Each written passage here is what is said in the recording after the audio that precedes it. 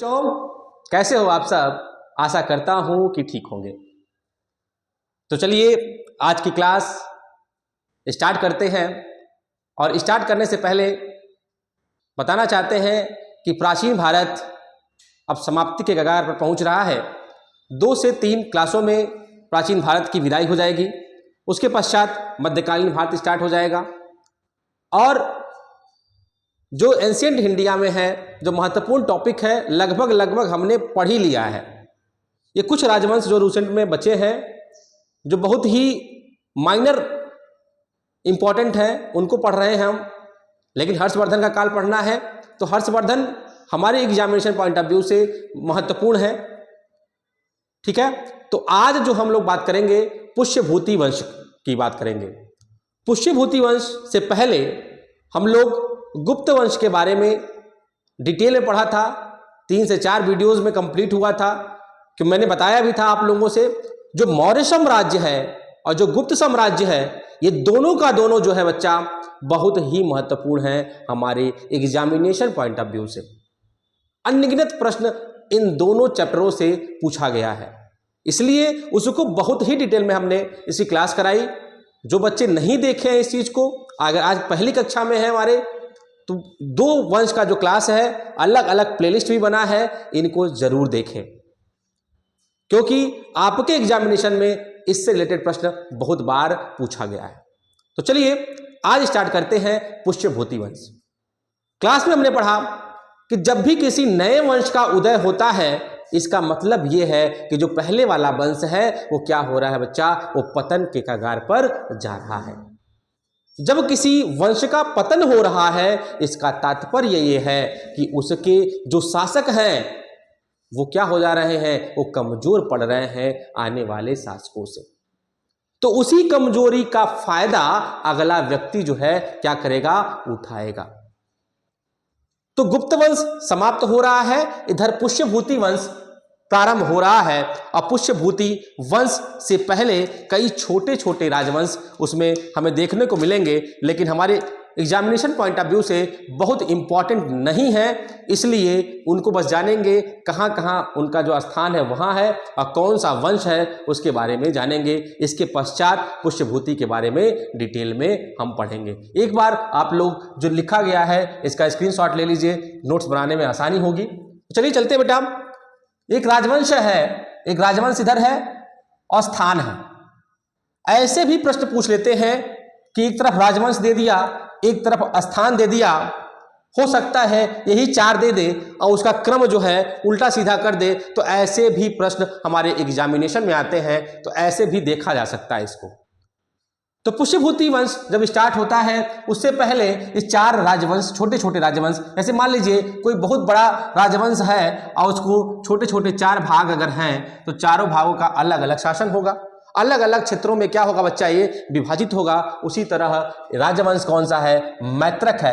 पहला राजवंश क्या है, मैत्रक है, और उसका स्थान है वल्लभी, गुजरात। वल्लभी एक स्थान है, कहाँ पड़ता है, ये गुजरात में पड़ता है। यहाँ पर शासन करते हैं कौन बच्चा, यहाँ पे शासन करते हैं मैत्रक लोग। मैत्रक कौन है भैया, वल्लभी में शासन करने वाले जो राजवंश है वो कौन सा बच्चा, मैत्रक है। और दूसरा जो राजवंश है बच्चा वो है मौखरी, और इसका जो संबंध है वो किससे है, कन्नौज से है। और कन्नौज कहाँ पड़ता है बच्चा, तो कन्नौज पड़ता है उत्तर प्रदेश में, और हम रहने वाले उत्तर प्रदेश के हैं। तो मौखरी वंश जो है इंपॉर्टेंट बन जाता है कि उस समय में मौखरी वंश का जो केंद्र था वो कहाँ था, तो वो केंद्र था कन्नौज में, और कन्नौज में कहाँ है, उत्तर प्रदेश में। तो मौखरी वंश अभी डिटेल में जब चर्चा करेंगे पुष्यभूति में, एक बार मौखरी वंश का जिक्र जरूर आएगा। तो जान लीजिए वही मौखरी है जो अभी डिटेल में आएगा। मौखरी वंश कहाँ थे, कन्नौज में। इसके शासक को जानने की कोई जरूरत नहीं है, बहुत ज्यादा लोड लेंगे तो भी अच्छा नहीं है कि पता चला कि हम मैत्रक वंश का शासक कौन था, कौन उसके क्या थे, कौन अंतिम, कौन इसके बारे में पढ़ने लगे तो जो अच्छी चीजें हैं भूल जाएंगी। इतना लोड नहीं लेना अपने पे, कितना लेना है, जितना हो सके, जितना हमारा दिमाग सह सके उतना ही लोड लेना बेटा। तो इतना जानना है कौन सा वंश और कहाँ पे इसका स्थापना हुई थी। तो मौखरी, कन्नौज, उत्तर प्रदेश, और तीसरा जिसके बारे में हम लोग डिटेल में पढ़ेंगे वो कौन सा है बच्चा? पुष्यभूति वंश। और पुष्यभूति राजवंश जो है इसका केंद्र है बेटा थानेश्वर। और थानेश्वर कहाँ पड़ता है? हरियाणा में पड़ता है। प्रश्न पूछ सकता है, सिंपल ऐसे प्रश्न पूछ सकता है, थानेश्वर नामक स्थान कहाँ है? तो 4 राज्य दे देगा। अगर आप नहीं जानते हैं और कभी नहीं सुने हैं तो आपको यही प्रश्न कठिन लगने लगेगा, लेकिन सिंपल प्रश्न है कि थानेश्वर कहाँ है बच्चा? हरियाणा में है। और इसमें किस वंश का शासन है? तो पुष्यभूति वंश का। तो पुष्यभूति वंश स्टार्ट कहां से होता है? थानेश्वर, हरियाणा से स्टार्ट होता है। और इसका स्थान केंद्र क्या है? थानेश्वर। ठीक है, ये इंपॉर्टेंट है, इसी को हम डिटेल में आज पढ़ेंगे। जो अंतिम वंश है उस कौन सा वंश है बच्चा? राजवंश, वो है गौड़। गौड़ राजवंश, इसी को कहते थे चंद्र राजवंश। चंद्र राजवंश या गौड़ राजवंश। और इसका जो केंद्र है बच्चा ये बंगाल है, पश्चिम बंगाल वाला एरिया। लेकिन इसका एक शासक अभी जिक्र आएगा, इसका एक शासक जो महत्वपूर्ण शासक है वो कौन है? शशांक है। तो याद रखना है गौड़ राजवंश का प्रमुख शासक कौन है? तो गौड़ राजवंश का प्रमुख शासक शशांक है। और इसका जो केंद्र है वो कहाँ है? बंगाल में है बेटा। तो 4 वंश राजवंश हैं गुप्त साम्राज्य के बाद। चारों के बारे में हमने डिटेल में पढ़ा। ये छोटे छोटे राज्य हैं और इनके जो है केंद्र हैं जहां पे इनका शासन था। ये इंपॉर्टेंट इतना है कि बस आप लोग मिलाने वाले प्रश्न आ सकते हैं, कहां पर स्थित है ये आ सकता है, इतना ही इसके बारे में हमें जानना है। अब हम आते हैं डिटेल में पढ़ने वाले हैं उस चारों वंशों में सबसे जो समृद्ध वंश था, जो साम्राज्य था, वो कौन सा था बेटा? पुष्यभूति वंश। नाम क्या है? पुष्यभूति वंश। कहाँ केंद्र है बताया ना अभी? थानेश्वर। पुलिस थाना थानेश्वर, हरियाणा। ऐसे भी याद कर सकते हैं, हरियाणा में केस बहुत ज्यादा होते हैं, लफंगई ज्यादा है, तो थानेश्वर। थाना कहाँ है? हरियाणा में, थानेश्वर में है, यहीं पे पुलिस केस ज्यादा होंगे। किस वंश के वो है यहाँ पे? ये है आपका पुष्यभूति वंश का। आइए डिटेल में पढ़ते हैं पुष्यभूति, पढ़ते हैं परिचय क्या है इसका जानते हैं, कौन कौन से इसके शासक हैं, इसके संस्थापक कौन है, जो सबसे महत्वपूर्ण शासक है वो कौन है, इसके बारे में जानते हैं। तो पुष्यभूति सबसे पहले शासक कौन है बच्चा? पुष्यभूति। उसके बाद कौन शासक होते हैं? प्रभाकर वर्धन। उसके बाद कौन होते हैं? राज्यवर्धन। तत्पश्चात जो अंतिम शासक हैं कौन है बच्चा? हर्षवर्धन। 4 राजा उस वंश के हैं। ये कौन से स्टार्ट होते हैं? पुष्यभूति से स्टार्ट होते हैं और कहाँ खत्म होते हैं? हर्षवर्धन तक खत्म होते हैं। जिसमें सबसे महत्वपूर्ण जो राजा है वो कौन है? हर्षवर्धन है। और इसी हर्षवर्धन के बारे में डिटेल में पढ़ेंगे। लेकिन जब किसी बड़े शासक के बारे में पढ़ते हैं तो उस वंश की स्थापना किसने किया, इससे भी रिलेटेड प्रश्न आ जाते हैं। तो बच्चा ताबड़तोड़ तरीके से अगर पुष्यभूति वंश है तो इसका संस्थापक कौन? पुष्यभूति। सिंपल सी, पुष्यभूति वंश भी है और उसका शासक कौन है बच्चा? संस्थापक कौन है? पुष्यभूति। अब मैंने पहले ही बता दिया पुष्यभूति वंश का केंद्र क्या था? केंद्र था थानेश्वर, हरियाणा। अर्थात राजधानी कहाँ हो जाएगी बेटा इसकी राजधानी होगी थानेश्वर। कहाँ पे? हरियाणा में स्थित है। तो डिटेल में पढ़ लिया बेटा। चलिए अब आते हैं इनके शासकों के बारे में बात करते हैं। तो पुष्यभूति इसके संस्थापक हैं। अब पुष्यभूति के बेटे हैं बेटा प्रभाकर वर्धन। पुष्यभूति के बेटे कौन है बेटा? प्रभाकर वर्धन। मतलब पुष्यभूति का उत्तराधिकारी कौन है बेटा? प्रभाकर वर्धन। और इसको 2 चीजों से जाना जाता है। प्रथम स्वतंत्र शासक है और इसको 2 उपाधि मिलती है, परम भट्टारक, जिसे महाराजा धीराज भी जानते हैं। परम भट्टारक एक उपाधि है, इसे महाराजा धीराज मतलब राजाओं में सबसे प्रमुख माना जाता है, महाराजाधिराज की उपाधि मिलती है, वो कौन सा व्यक्ति है? वो है प्रभाकर वर्धन। किसका उत्तराधिकारी? पुष्यभूति का उत्तराधिकारी का मतलब क्या है? राजतंत्र व्यवस्था है, मतलब बाप के बाद बेटा बनता था राजा, इसलिए उत्तराधिकारी कौन है? प्रभाकर वर्धन। या पुष्यभूति का बेटा कौन है? तो प्रभाकर वर्धन। अब यहां से कहानी क्या होगी? ट्विस्ट होगी। अब यहां से थोड़ा रोचक कहानी बनेगी और उसी रोचक कहानी को जानते हैं बेटा। ऐसी प्रभाकर वर्धन का विवाह हो जाता है बेटा। जैसे लड़का, हमारे समाज में लड़का 25 वर्ष का जब होना स्टार्ट हो जाता है तो घर वालों को चिंता हो जाती है कि बच्चे का क्या हो जाए? विवाह हो जाए। अब विवाह हो जाए, अगले साल से क्या कहने हैं? बेटवा हो जाए, बच्चा पैदा हो जाए। घर परिवार वाले लग जाते हैं कि हमारा पोता नहीं आ रहा है, हमारी पोती नहीं आ रही है, ये नहीं आ रहा है, वो नहीं आ रहा है। तो प्रभाकर वर्धन का बेटा विवाह होता है। किससे होता है? एक स्त्री से होता है और स्त्री का नाम है यशोमती। लेकिन वर्तमान परिदृश्य में समय बदल गया है। आजकल पुरुष भी विवाह कर ले रहे हैं, महिला भी विवाह कर ले रही हैं, जो अप्राकृतिक है। प्राकृतिक क्या है? विवाह होता है किससे? यशोमती से। यशोमती से, एक मिनट बेटा, थोड़ा टाइम दीजिएगा। तो बेटा प्रभाकर वर्धन का जो विवाह है वो किससे होता है? यशोमती से होता है। और यहीं से ट्विस्ट स्टार्ट होता है। तो प्रभाकर वर्धन और यशोमती के 3 बच्चे पैदा होते हैं, जो हमारे हिंदू समाज में है। बच्चे की शादी के बाद घर वाले प्रेशर देते हैं कि बच्चा कब पैदा होगा, बच्चा कब पैदा होगा। तो लीजिए, प्रभाकर वर्धन और यशोमती के 3 बच्चे पैदा हो गए। कौन कौन से?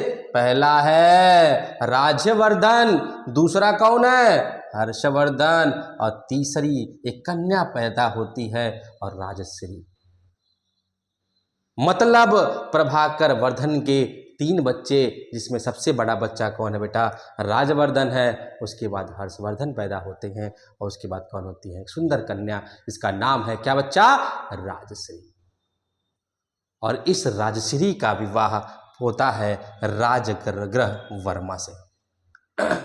राजश्री का विवाह किससे हो गया? राजग्रह वर्मा। और राजग्रह वर्मा कौन है भैया? ये मौखरी समाज, राजवंश जो पड़े हैं, उसी मौखरी साम्राज्य के एक शासक हैं राजग्रह वर्मा। और मौखरी समाज के राजवंश के जो राजग्रह वर्मा हैं, उनसे विवाह होता है किनकी पुत्री का? प्रभाकर वर्धन के सुंदर पुत्री का विवाह किससे होता है? राजग्रह वर्मा से। और राजग्रह मौखरी राजवंश के कौन है? शासक हैं। और मौखरी राजवंश का स्थान कहाँ है? वो है कन्नौज, उत्तर प्रदेश। कहानी में ट्विस्ट देखिए कैसे आता है। 3 बच्चे हो गए, राजश्री का विवाह हो जाता है राजग्रह वर्मा से। और ये मौखरी के क्या है? शासक है। मौखरी कहाँ है? कन्नौज में। मालवा का एक शासक है देवगुप्त, ठीक है? मालवा का शासक है देवगुप्त। ऐसी देवगुप्त ने क्या कर दिया?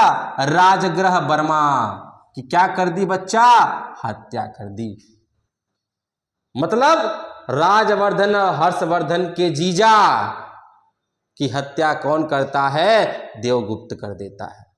जब किसी बहन के पति का कोई हत्या कर दे तो उसका भाई कितना आग बबूला होता है, उसी आग बबूला होकर राजवर्धन साहब क्या करते हैं? जो व्यक्ति इनके जीजा को मारा होता है वो क्या करते हैं? हत्या कर देते हैं। किसकी? देवगुप्त की। तो राजग्रह वर्मा का हत्या कौन करता है? मालवा का शासक देवगुप्त करता है। जबकि बौखलाए हुए भाई किसके? राजश्री के भाई अपने जीजा की हत्या का बदला देवगुप्ता को मारकर कर लेते हैं। तो इस तरह से राजग्रह वर्मा मर गए, देवगुप्त मर गए और राजवर्धन बच गए। भाई साहब अपने जीजा का बदला ले लिए। लेकिन राजवर्धन का एक बहुत ही लंगोटिया यार, चड्डी बड्डी यार कौन है? गौड़ साम्राज्य का शासक कौन है बच्चा? शशांक साहब है। ये गौड़ नरेश हैं। ये गौड़ के क्या हैं? राजा हैं। और इनका संबंध दोस्ती किससे है, चड्डी बड्डी यारी किससे है, राजवर्धन से है। और राजवर्धन से है, लेकिन दोस्त दोस्त ना रहा। ये गाना यहाँ पे आता है, दोस्त दोस्त ना रहा, दोस्त सबसे बड़ा दुश्मन निकल गया। अब यही दोस्त क्या करता है, विश्वासघात करता है। आप समझ सकते हैं कि जब दोस्त विश्वासघात करता है तो कितना दुख होता है। यही नहीं करता है, विश्वासघात तो छोड़िए साहब, ये शशांक जो है, जो राजवर्धन का लंगोटिया यार है, वो क्या करता है बच्चा, ये राजवर्धन की ही हत्या कर देता है। बेटा, जो शासन है, जो संपत्तियां हैं, इसके लिए पता नहीं कौन कौन किसकी हत्या कर दे रहा है। प्राचीन समय बहुत हत्याएं हुई हैं, उदयन, बिंदुसार, अजातशत्रु, पता नहीं कितने हत्याएं लोगों ने किए हैं, अपने बाप का हत्या कर दिया। उसी प्रकार एक तो मित्र है, शासन के लिए अपने मित्र का विश्वासघात करता है और राजवर्धन की हत्या कर देता है। तो ये 3 पॉइंट जो है महत्वपूर्ण है कि प्रश्न, राजग्रह वर्मा कौन थे, राजग्रह वर्मा शासक थे मौखरी राजवंश के। मौखरी राजवंश की राजधानी कहाँ थी, कन्नौज, उत्तर प्रदेश में। राजग्रह वर्मा थे कौन, तो राजवर्धन के जीजा अर्थात राजश्री के पति, और इनकी हत्या करता है देवगुप्त, जो मालवा का शासक होता है। देवगुप्त की हत्या राजश्री के भाई राजवर्धन के द्वारा कर दिया जाता है, और उन्हीं का मित्र शशांक, जो गौड़ नरेश कहा जाता था, और इसका जो एरिया है बंगाल है, वो किसकी हत्या कर दे रहा है, राजवर्धन की हत्या कर दे रहा है। तो शासन खत्म हो गया, जीजा मर गए, राजवर्धन खत्म हो गए, तो पुष्यभूति वंश में 2 लोग बचे। एक बची उनकी बहन राजश्री और दूसरे उनके भाई हर्षवर्धन। जब इतनी कहानी हो जाएगी तो हर्षवर्धन भी क्या होंगे, आग बबूला होंगे कि एक तरफ वियोग जो होगा भाई का होगा, एक वियोग होगा जीजा तो मर गए, मेरी बहन कहाँ है, तो अपनी बहन की खोज के लिए निकलेंगे, अपने भाई का बदला लेने के निकलेंगे, अपनी बहन की खोज करने के लिए निकलेंगे। जो बेटा ये शशांक है, शशांक के बारे में एक फैक्ट और है कि शशांक क्या है बेटा, ये शैव धर्म का अनुयायी है। और उसने क्या किया है, शैव धर्म का, तो इसलिए क्या करेगा, और धर्मों को अच्छे से नहीं देखेगा। तो जो हमारे महात्मा बुद्ध हैं, जिनको बोधि वृक्ष के नीचे ज्ञान की प्राप्त होती है, तो बोध वृक्ष कहाँ है, बोध गया में है। तो बोध वृक्ष को कौन कटाता है, शशांक। बहुत बार प्रश्न, ये फैक्ट जो है बेटा इंपॉर्टेंट है आपके एग्जामिनेशन के लिए, ठीक है। तो शैव धर्म के संस्थापक शशांक, और शशांक ही ऐसा वो व्यक्ति है जो बौद्ध वृक्ष को कटवा देता है। यही बौद्ध वृक्ष जहाँ पे महात्मा बुद्ध को ज्ञान की प्राप्ति हुई थी। बहुत बार प्रश्न पूछा है, बौद्ध वृक्ष को किसने कटवाया था, तो बौद्ध वृक्ष को शशांक ने कटवाया था। शशांक गौड़ राजवंश का शासक था, ठीक है बेटा, इतना फैक्ट याद हो गया। अब आते हैं इन्हीं हर्षवर्धन की बात करते हैं, और पुष्यभूति वंश के सबसे इम्पॉर्टेंट शासक जो हैं, वेरी वेरी इम्पॉर्टेंट शासक है, इनसे प्रश्न बहुत आए हैं। और ये 600 ईस्वी में 16 वर्ष की आयु में शासक बन गए। जब भाई मर जाता है, जीजा एक्सपायर हो गए, सब कुछ हो गया, तो अब कोई न कोई गद्दी संभालेगा, इसलिए मात्र 16 वर्ष की अवस्था में ये व्यक्ति क्या है, शासक बन जाता है। जब व्यक्ति शासक बनता है तो क्या करता है, एक उपाधि धारण करता है, शिलादित्य की और परम भट्टारक की उपाधि। प्रश्न पूछता है शिलादित्य की उपाधि इनमें से किस शासक को दिया गया, तो शिलादित्य और परम भट्टारक अर्थात महाराजा धीराज की उपाधि किसको दिया गया, यह हर्षवर्धन को दिया गया।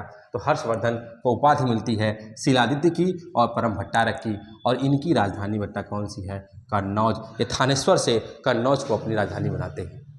कैसे बनाते हैं, जब अपने बहन की खोज करते हैं, खोज करेंगे, और किसके द्वारा करेंगे, एक बौद्ध भिक्षु है जिसका नाम है दिवाकर मिश्र। दिवाकर मिश्र के सहयोग से अपनी बहन राजश्री को खोजते हैं।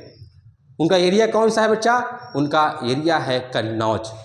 जब बहन को खोजते हैं, तो बहन को खोज लेते हैं, तो वहाँ युद्ध होगा।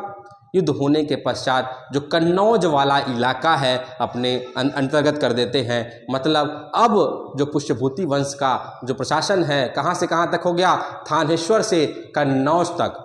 अभी कन्नौज बहुत कमज़ोर है, इसीलिए हर्षवर्धन कन्नौज को बढ़ाने के लिए कन्नौज थानेश्वर के जगह पे कन्नौज को अपना राजधानी बना लेते हैं। यद्यपि पुष्यभूति वंश की राजधानी क्या थी, थानेश्वर हरियाणा थी, लेकिन उसके पश्चात उन्होंने, हर्षवर्धन ने इसको स्थानांतरित कहाँ कर दिया, कन्नौज यूपी में। तो कहानी समझ में आई होगी, कैसे कैसे कहानी चल रही, कैसे कैसे ट्विस्ट आ रहा है, कैसे हर्षवर्धन कन्नौज पर अधिकार करते, यहाँ तक समझ में आ गया आपको। ठीक है, फिर क्या होता है, इन्हीं के समय में, बहुत पहले ही हम लोग जब इतिहास के स्रोत पढ़ रहे थे, कि इतिहास के स्रोत जब पढ़ रहे थे तो हम लोगों ने कुछ बताया था कि कुछ यात्री भी आए थे, कुछ चीनी यात्री, कुछ अरबी आए थे, जिनके वर्णन से हमको मिलता है कि भारत कैसा था उस समय का, प्राचीन भारत कैसा था। तो उसी समय में हेनसांग के समय में एक चीनी यात्री आता है बेटा, कौन सा, हर्षवर्धन के समय में हेनसांग। बहुत बार प्रश्न पूछा है कि हेनसांग किस शासक के समय में भारत में प्रवेश करता है, तो हेनसांग किसके, हर्षवर्धन के शासन में। और उसकी एक पुस्तक है, इसका नाम है सी यूकी, और इसके द्वारा अपनी यात्रा के वृत्तांत में लिखा जाता है कि भारत की स्थिति उस समय कैसी थी, हर्षवर्धन का शासन काल कैसा था, बौद्ध धर्म की स्थिति कैसी थी। वो भी बहुत भिक्षु है, हेनसांग भी आता है बौद्ध धर्म की शिक्षा लेने के लिए। तो हेनसांग किसके समय में शासन काल का आ रहा है बेटा, हर्षवर्धन के काल में, और अपनी यात्रा का विवरण जो है अपनी पुस्तक सीयूकी में देता है बेटा। और पुलकेशिन द्वितीय के द्वारा, पुलकेशिन द्वितीय कौन, चालुक्य शासक है ये, और ये क्या करता है, हर्षवर्धन को हरा देता है। एक युद्ध होता है, इस युद्ध में हर्षवर्धन को पराजित कर देता है। तो हर्षवर्धन को किसने पराजित किया, पुलकेशिन द्वितीय ने। किस वंश का संस्थापक था वो, चालुक्य वंश का।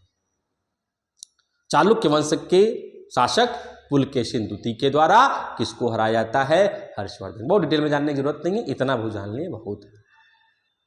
तो हर्षवर्धन की कहानी ये थी, लेकिन हर्षवर्धन कालीन से मैंने बोला बहुत इंपॉर्टेंट व्यक्ति है ये, और इससे रिलेटेड प्रश्न आते हैं, डिटेल में इसको पढ़ेंगे।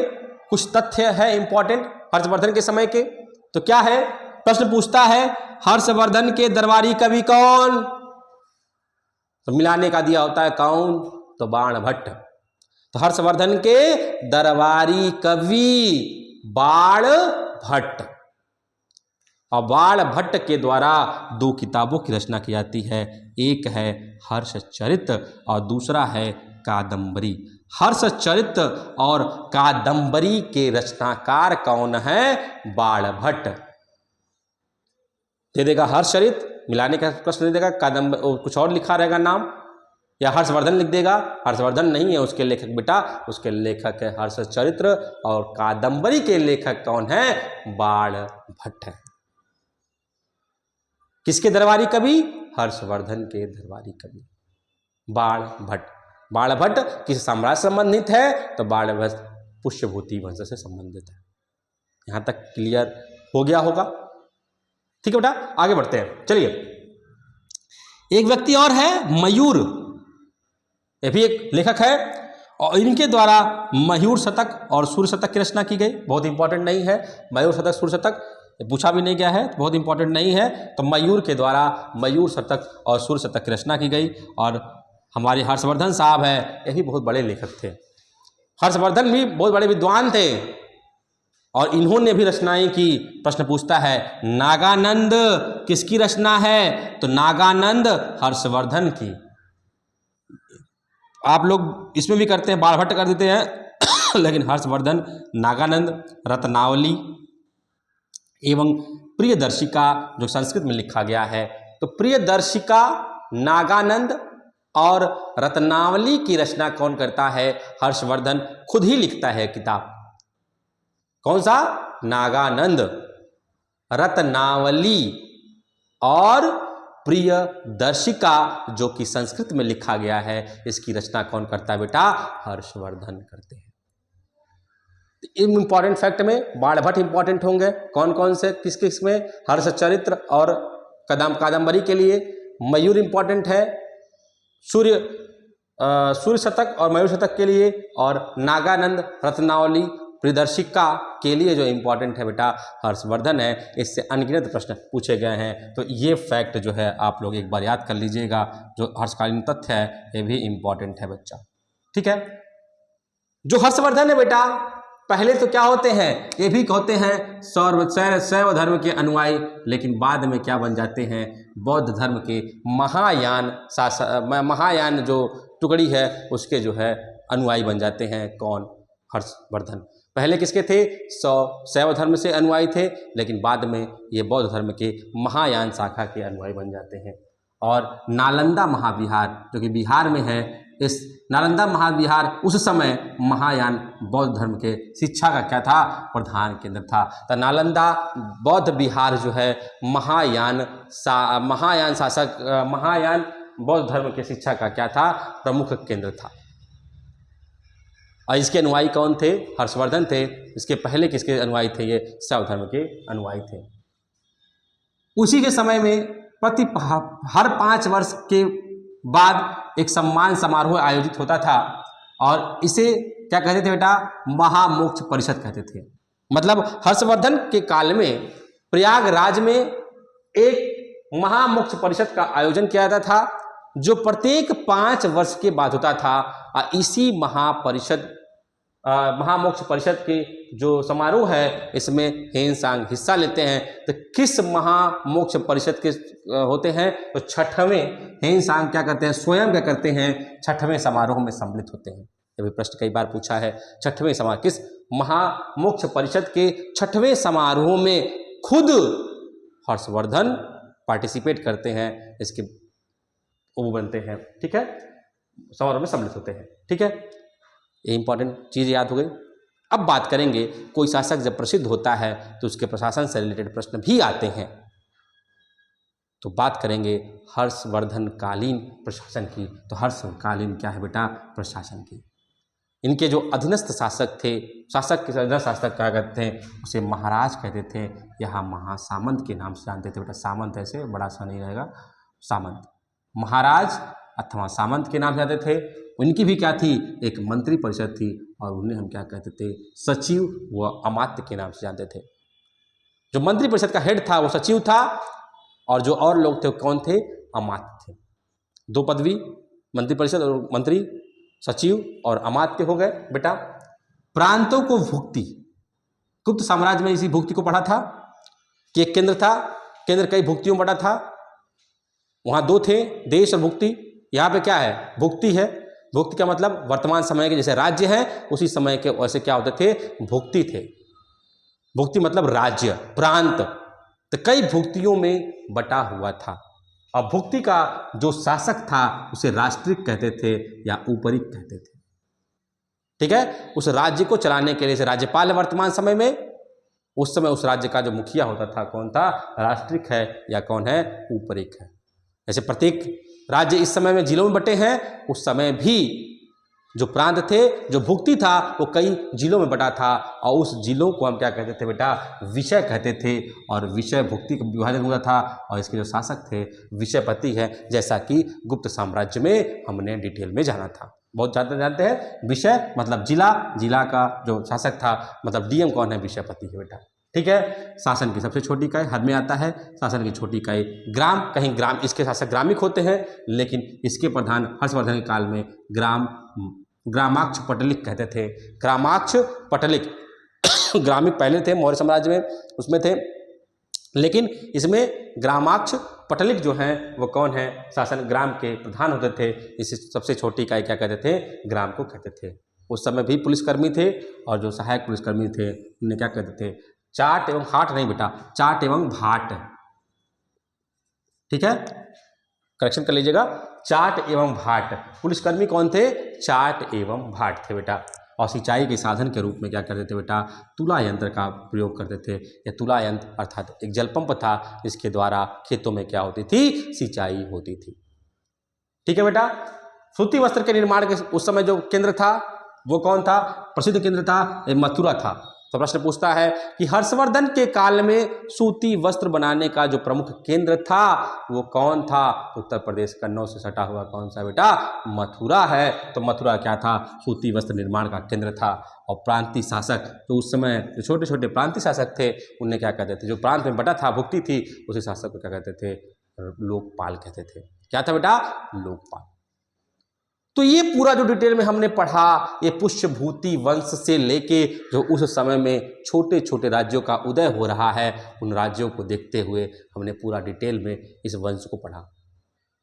अब इसके बाद जो प्राचीन इतिहास में बचा है, कुछ छोटे छोटे दक्षिण भारत के राजवंश बचे हैं, जिसको डिटेल में थोड़ा थोड़ा जानेंगे।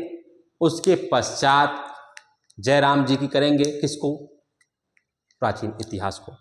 तत्पश्चात हम लोग प्रवेश करेंगे मध्यकालीन भारत में। तो प्राचीन इतिहास धीरे धीरे करते करते कछुओं की चाल से बढ़ते बढ़ते समाप्ति के कगार पहुंच गया। बहुत खरगोश की चाल से चले नहीं कि बहुत तेजी से चलें, एक ही दिन में खत्म करना है, मैराथन चला रहे हैं।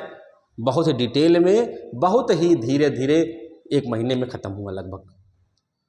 तो जो बच्चे नए हैं वो जाके प्लेलिस्ट से पूरी वीडियो को एक बार देखें, जो पुराने हैं वो भी इसका रिवीजन अच्छे से करें, क्योंकि करत करत अभ्यास थे जड़मत होत सुजान, रसरी आवत जात पे सील पर पड़त निशान। जब तक अभ्यास नहीं करेंगे, जब तक अपने अंदर क्षमता का विकास नहीं करेंगे कि आपके अंदर आत्मसात हो जाए, एकदम होता है ना, पानी पीते खाना खाते हैं पाचन हो जाता है, उस तरह डाइजेस्ट करिए पूरे को। डाइजेस्ट कब होगा? जब बढ़िया से उसको बढ़िया से मसाला वसाला लगा के पढ़ लिख के तैयार कर लेंगे तो डाइजेस्ट हो जाएगा बेटा।